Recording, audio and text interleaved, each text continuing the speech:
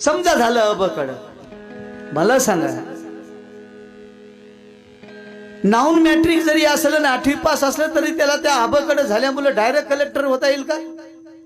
शिकावंच लागेल ना. IPS MPSC परीक्षा देण्यासाठी, IPS होण्यासाठी परीक्षा द्याव्या लागतील ना, अभ्यासच करावा लागेल ना, शिकावंच लागेल ना, तशी पात्रताच बनवावं लागेल ना. महाराणी काय केलं? शिकले. हा गुन्हा आहे का त्यांचा?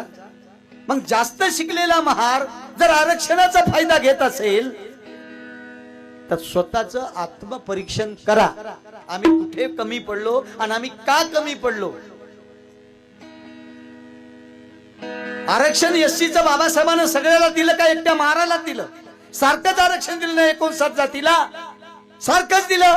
मांगाला दिलं, चंभाराला दिलं, कुंभाराला दिलं, सगळ्याला दिलं, भंग्याला दिलं. मग महाराची प्रगती का झाली याचं अवलोकन करा ना, अवलोकन. अबे घुळगुळ्याच्या काठ्या मारायनं फेकून दिल्या आणि शाळेच्या पायऱ्या चढायला लागला महाराचा पोरगा. बापानं पायात चप्पल घातली नाही पण पोराच्या हातामध्ये पाटी आणि पुस्तक दिलं. माईला लुगडं भेटलं नाही पण पोरीच्या हातामध्ये पेन आणि लेखनी दिली. म्हणून ही प्रगती. तुम्ही या ना, आम्हाला ओव्हरटेक करा, शिका, खूप शिका. कोण तुम्हाला अडवलंय? तुम्हाला शाळेत गेल्यावर काय तुमच्यावर गुन्हे दाखल केले का काहून आले म्हणून? शिका ना, करा आम्हाला ओव्हरटेक. मांगावर बोललो की मांगाचं आहे.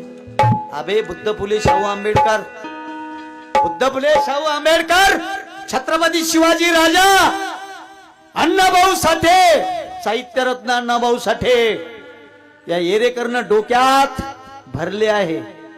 मग सांगा मनुवादी भडव्यांनो, जातीवादी भडव्यांनो, जातीच्या पुजाऱ्यांनो, मला तुम्ही कोणत्या जाती धरले आहे? कोणत्या जाती धरले आहे?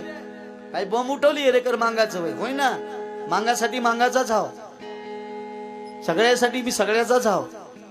मी माणसासाठी गातो, जातीसाठी गात नाही. मला आश्चर्य वाटते बाबा, मग आजा महाराचा, मग आजी महाराची, मग बापय महाराचा आणि मग माये महाराची. अरे मीच कसा महाराचा? बाई म्हणा घेण्या न देण्याचं बदनामी करायची. एखादा प्रबोधनकार असेल, एखादा चांगला विचारवंत असेल, अरे बुद्धाची बदनामी झाली, बाबासाहेबाची झाली, हाल तर अण्णाभाऊ साठेचे झाले नाही का? कोणाच्याही बोलण्याला बळी पडू नका. RSSचं मनुवादी लोकांचं षडयंत्र आहे. ह्या एससी समाजाला एकत्र राहू द्यायचं नाही, याच्यापुढे फाटाफूट करायची. त्याच्यातले काही आमचे माणसं फुटले आणि ते स्वार्थ अंध होऊन या समाजाला दिशाभूल करण्याचं काम करत आहेत. मित्र हो, एससीचे वर्ग आहे, या वर्गात आपल्याला सगळ्याला बसवलंय नाही का? अबकडे जरी झालं तर विषय बदलणार नाहीत. एखाद्या वर्गाचे अबकडे जरी झाले, तुकड्या जरी झाले, विषय तेच राहतील. तुमच्यासाठी काय विषय बदलणार नाहीत. विद्यार्थी मग असं आहे ते. शिका तुम्ही. शिकण्याचे दालन खुले केलेत बाबासाहेबांनी सगळे एससीच्या कॅटेगरी मध्ये बसणाऱ्या लोकांना. याईनच फायदा घेतला म्हणजे काय? आमच्यासाठी काय वेगळा एससीचा काय कोटा केलता का बाबासाहेबांना संविधानामध्ये? तेच तुम्हाला दिलं ना. फक्त तुम्ही शिका, आम्हाला ओव्हरटेक करा आणि पुढे जा ना. अभिनंदन करतो आम्ही.